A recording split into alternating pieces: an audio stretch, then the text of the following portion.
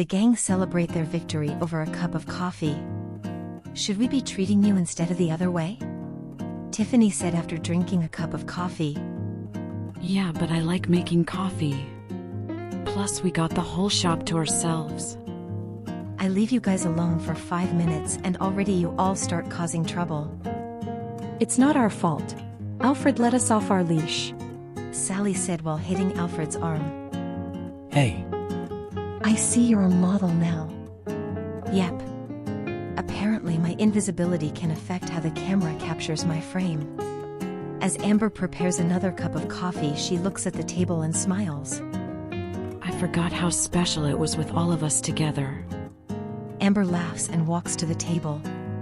Suddenly the door opens and the bell rings. I'm sorry, Amber stops to find Jane staring at her.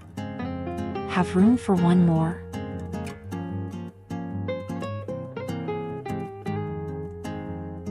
You better have a good reason to see us after that stunt you pulled in court. I can explain. Wait a minute, are you upset that I talked to your crow than your friend being put on trial? Artist kisses Henry's head. Why are you here? Because I need answers. Something only you and your friends can help. Go on. As you saw, I'm not your average judge. I judge things that aren't normal. When you were in trial, I thought, how could this be? You're just an average girl who makes coffee. Only to find out you're the hometown hero. Look, if you don't trust me, then you're right. I'm a horrible person who did bad stuff for money. Amber stops to find Jane staring at her. Because I'm new to this world you're from.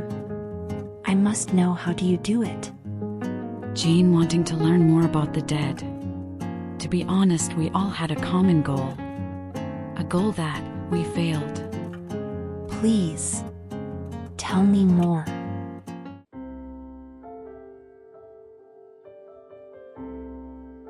We were maids back then. Servants only to our master Hugo, or as we call him, young master. His parents died when he was a baby. I was in charge of cleaning. However, my favorite job was a childish one. Play with the young master. He was 12, but when he found us he was 8. He was so cute and playful. Never misbehave either. He would always be fond of the way I changed my hair. In fact, it would make him happy to see it change when I would see him. Made him feel special, which he was. One day he noticed I wasn't feeling well due to blood withdrawals, and so he brought a tray of food to my room only to accidentally spill everything. I laughed since he was so small and the tray was bigger than him. I loved him as my little brother and I miss him very much.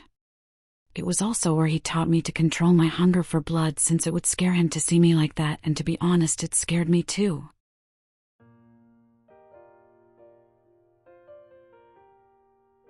The young master found me with my leg broken in the rain in the woods at night.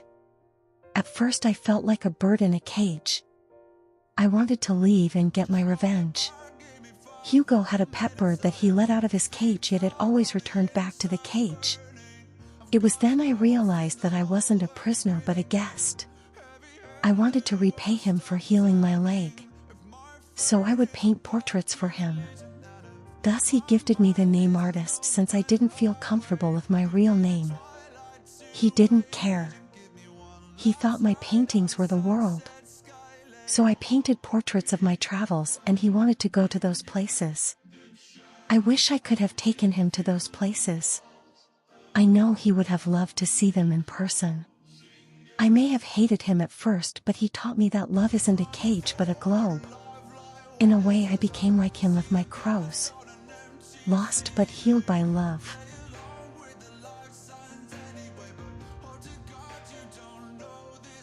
I died once. My queen betrayed me and left me for dead in the woods at night. Death was going to take me but said that a little boy would bring me back. I didn't understand what he meant until Alfred carried me under the orders of our young master. He asked me if I was all right, but instead I ended up attacking him. It took a while for me to adjust since I was recovering from the early stages of being a zombie. Despite my rage, he gave me a second chance. To calm myself, I would play my guitar. I remember he used to love listening to me play my guitar. He would sit there with his feet crossed listening quietly as I played. He was my first fan. I was never the same after he took me in. I was filled with rage and anger towards my master that I was ready to blow my second chance to kill him. Young master's love taught me to let go. Taught me that there's more to life than revenge. He was too precious for this world, and I know he's in a better place.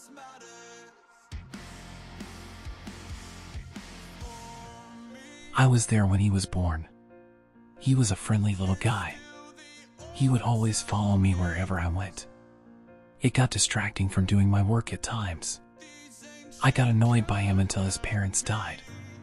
At that point, my uncle and I were the only ones raising him. I told my uncle I can't do this. He grabbed me and threw me to the ground. Started attacking me until I couldn't breathe. He told me if that's how I feel, then I should image what our young master is going through. He doesn't understand why his parents aren't coming back, yet you whine like a little princess. Is that what you are, a princess? I punched his throat repeatedly. I was going to end my uncle until the young master saw me. He was scared and didn't have anyone on his side.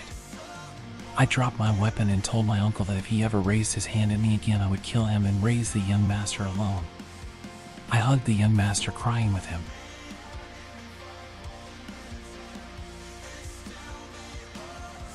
I was already a ghost when the master found me. Unlike Sally, where she turned into a zombie, my transformation was uncommon. I was a ghost. I could turn invisible at will. However, the young master found me in the woods while I was looking for a new home to haunt. As my old home was blessed by a priest with holy water, making it hard to breathe in my previous home. I turned invisible when he saw me, but he thought it was the coolest thing in the world. When he offered his invited me to stay, I accepted. My outfit was different from the rest, as mine were white. I used to play tricks on him, appearing and disappearing around him. He would give the warmest hugs after I would do a tickle attacking on him. I still think about him a lot. Giving a stranger he barely knew a home. Though I could become invisible to the world, he would be able to find me with open arms. I love you, Hugo. My young master.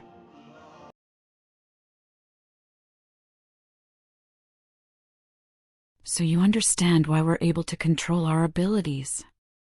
I think so. You all had something to protect and care for. Yet he's no longer here. Why? Look, that's all you're going to get for now. That's fine. I need your help. With what? I understand the department is dirty. The sheriff reeks of it, and I need answers. Why not use your abilities to get them from her? I can't use them outside of court. Plus, I need outside help. People that can get to her. I think we should help. What? They're not going to stop, and too many lives are destroyed by them. I'll do it. Artist also nods in agreement. I'm only doing it because Alfred wants me to. Sally said, holding Alfred's hand. Then it's settled. However, we're going to need a plan. With lots of help.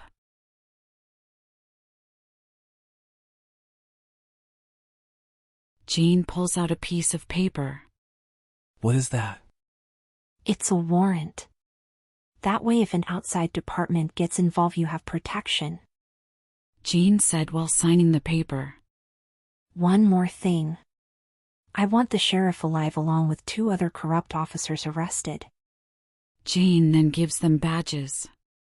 The Attorney General already made it official.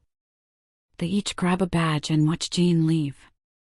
I'm counting on all of you. Amber takes the lead and splits the group. Artist and I are getting more crows. Tiffany go with Sally to raise the dead.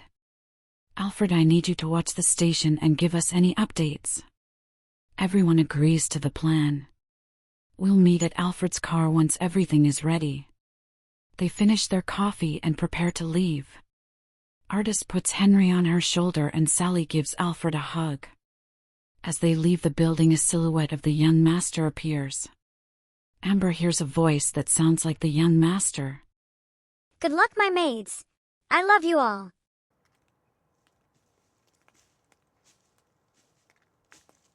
Where are we going?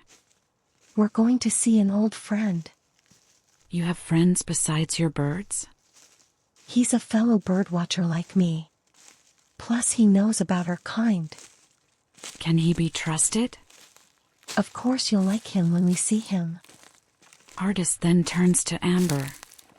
Do you think it was wise to involve the rest of the group about this plan? Why not? We're all trained and can handle a group by ourselves. Amber said having faith in her friends. No, I mean, they all have lives of their own now. Tiffany is a model, Sally with her graveyard job, and Alfred is just a human. Anything happens to him and he's done. Alfred was trained by an ex-convict. He knows when it's time to stealth and when to be brutal. Amber getting angry with Artist. You're right, I'm sorry. Artist sensing Amber's anger. I don't want to lose you like I did at the mansion.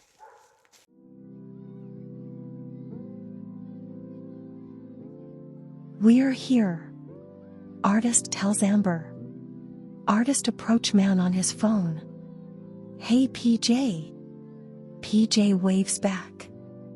Hey Artist, who's your friend? That's Amber. Ah yes Amber, I've heard about you. On GenCraft I'm PJ Daisy 1975, but you just call me PJ. That's sweet, dude. Amber shaking his hand.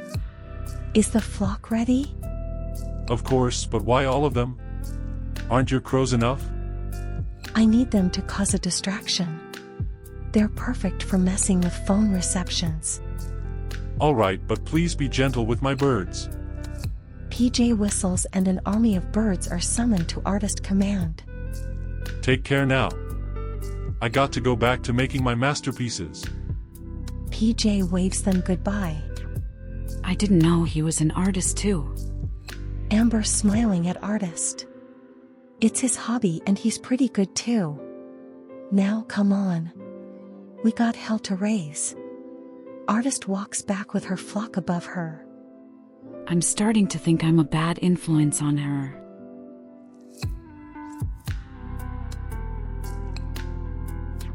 Tiffany and Sally walk together in the cemetery. This where you work? That's right. These are my people. Sally said proudly. Don't you think it's wrong to involve them in this? We could easily handle this ourselves. Tiffany sounding concerned about innocent people being caught in between the fight. Normally I would agree, but some of them can't pass on until the ones that wrong them are dealt with. Those sheriffs are the reason some of them are there. Like Jim. Sally said, holding her shoulder. It just feels wrong is all. Tiffany suggests while looking at the ground. Although I would be careful since zombies aren't too thrilled with Ghost. Sally warns Tiffany. Really? But we get along just fine. Tiffany counters Sally. That's different, we're sisters. But they don't know you like I do. You get to keep your beauty and they didn't. Sally explains to Tiffany. I see. So how does one raise the dead? With music, but depends on the graveyard which music is played.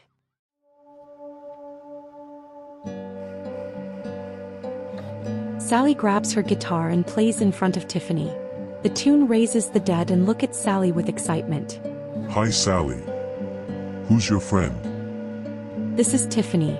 Don't worry, she's cool. Sally said to the dead. What's the news?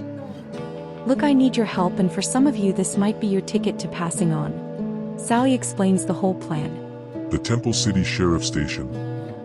That's right. I know you may have beef with them. They're the reason why my brother died in the first place. They all must die. Hold on. This isn't a bloodbath. Plus we need answers from the woman herself, the sheriff. Sally said, knowing full well that many people will die tonight. Is Grim okay with this? He doesn't know, and to be honest, I may lose my job because of this. Sally said with a tear coming from her eye. But they need to be stopped. But I can't do this alone.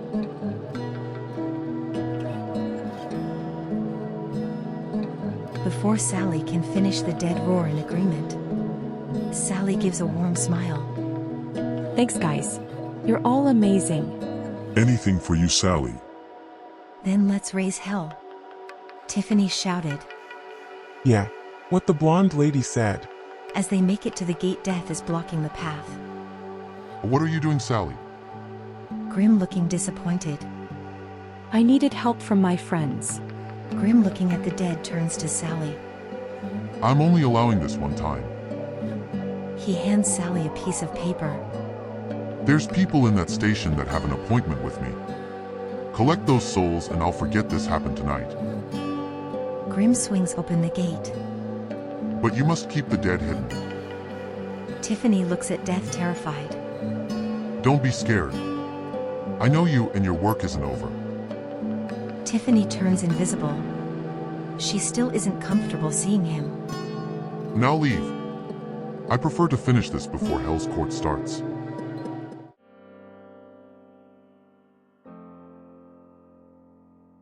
As Alfred waits for the ladies to come, he checks his phone for the time. He then opens the glove compartment to find a picture of the young master's mother. "You are so beautiful, my lady," Alfred said while holding the photo. "I remember when this was taken. This was a year after the young master was born. That was the young master's favorite book. I remember before the young master was born how you would always walk around in that dress. I thought you were the most beautiful woman in the world. I'm sorry I failed to protect the young master. I know there's a hell waiting for me because I fail you both." Alfred wipes his tears. "Sally will always have my heart that I beat for the both of us. But you will always be my first love. Thank you for teaching me what love is so I may share it with the woman I love." Alfred puts the photo back where he found it. "It's almost time. Both of you forgive us for what we're about to do."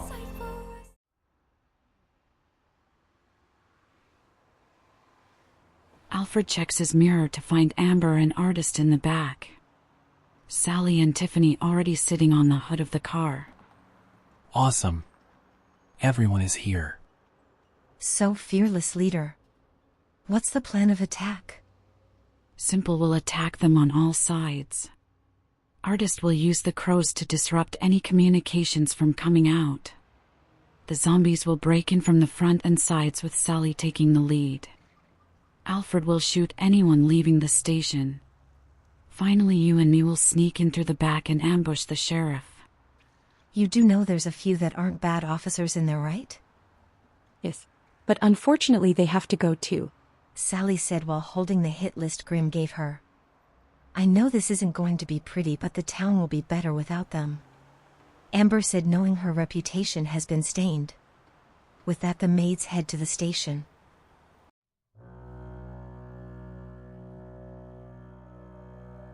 An on-duty officer counting his money notices a woman with a hood standing in front of the station. Yo, who's this weird chick in the front? Anyone want to check? As he checks his radio, static breaks out. Upset, he decides to check on the woman himself. Hey, you have exactly 7 seconds to explain why you're here. You know what, I'm lonely and horny. You look perfect too. As the officer approaches her, he felt something warm on his uniform. It's a bunch of crows dumping on him. You little. The officer pulls his gun only for Artist to grab his hand. You're right, but it's not me that's fucked. Artist releases Henry on the officer. Henry pulls his eye out with the officer screaming in pain. Don't know if you're on the list, but I was going to kill you anyway after your filthy comments. Artist then unleashed the rest of the crows around the officer, picking his skin away. His cries fading away.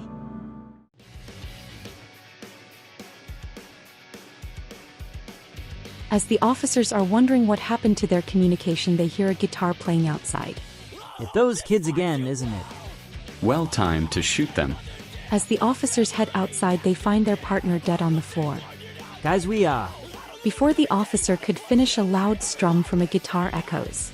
Out of the shadows comes Sally, giving in to her zombie nature. She plays her guitar, stunning the officer. As the officer slowly recovers his sight, he sees the dead walking past her. Oh no. The officer draws his weapon only to be stunned again by Sally's roar. You begged, you prayed, for your God and His grace. Keep you safe, to save you from me. Sally sings as the dead charge the building. The officer starts firing, only hitting one before being eaten alive.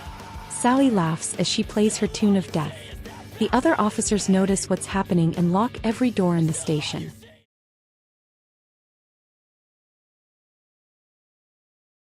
Alfred aims his rifle.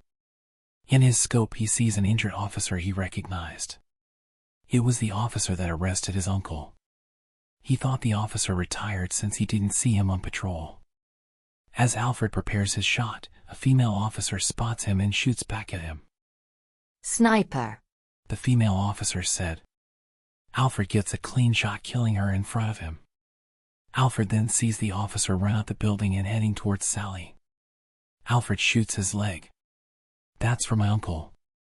The officer screams for help, but it falls on deaf ears. Alfred shoots his hand. That's for Amber. The last shot hits his throat. That's for me. As the officer lays on the floor holding his throat, Sally looks towards Alfred's direction, winking at him. My love, Sally. The woman I'm going to hell for.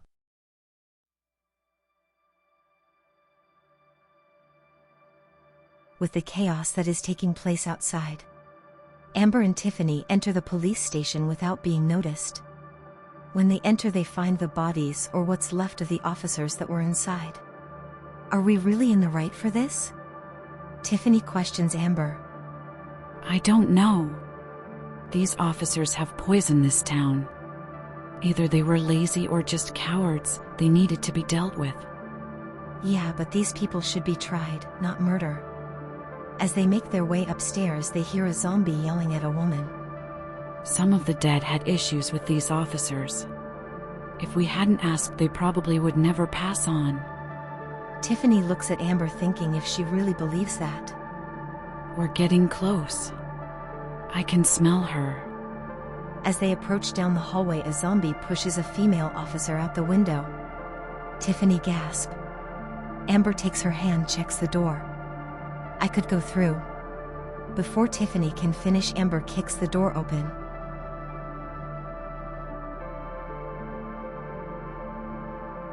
As Tiffany enters and a buckshot goes through Tiffany. Are you out of your damn mind? Huh, those magazines are true? Amber grabs Sheriff's rifle and throws her in a cell. Amber enters and closes the door behind her. You think I'm scared of you? Amber punches Sheriff mid-sentence. Why did you frame me? Amber threatens Sheriff. Because money, you fucking moron. Sheriff shouts at Amber. Your officers are toys for the dead. Your empire is destroyed. And you're locked in a room with me. I hope it's worth it. Amber grabs a pipe and points it towards Sheriff. Get up, I'm doing your job now. You're no cop, let alone a hero. Doesn't matter. I made a deal with the judge to bring you in. She didn't say in what condition. Amber then drags Sheriff out of the cell and leaving the building. As they pass the bodies of her dead officers, it dawns on her that her night is going to get worse.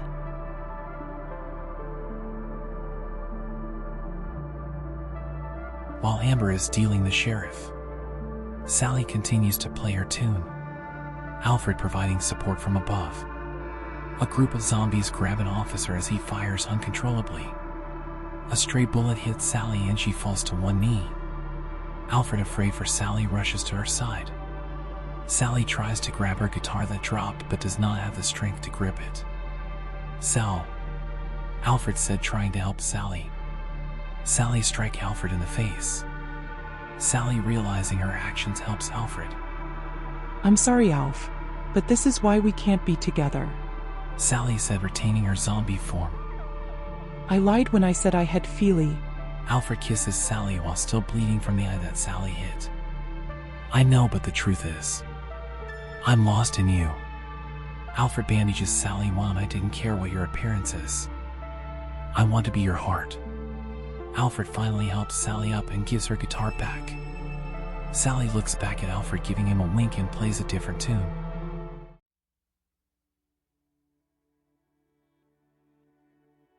Sheriff is tossed outside by Amber. Sheriff looks around to find her men and women dead. Oh God. Sheriff said in disbelief. God's not here. But if you wish to play God like your department has done for years, then you can choose which ones live. What? Amber points to the dead that are holding the officers hostage. Pick only 2. As the officers plead, the dead start laughing. Sheriff makes her choice with tears coming from her eyes. Damn it. Carlos and Lisa. Jim the zombie lets go of Lisa. We'll see you again soon. Jim smiles at Lisa. The rest are led to an alleyway. The shadow of Grim follows them. What are you going to do to me? I'm gonna do what you did to me. Amber shows Sheriff her badge. I hear the judges. Before Amber can finish, she sees fireworks from the sky. Something's not right. The judge. Artist said as she runs towards the fireworks. The rest escort the sheriff to the courthouse.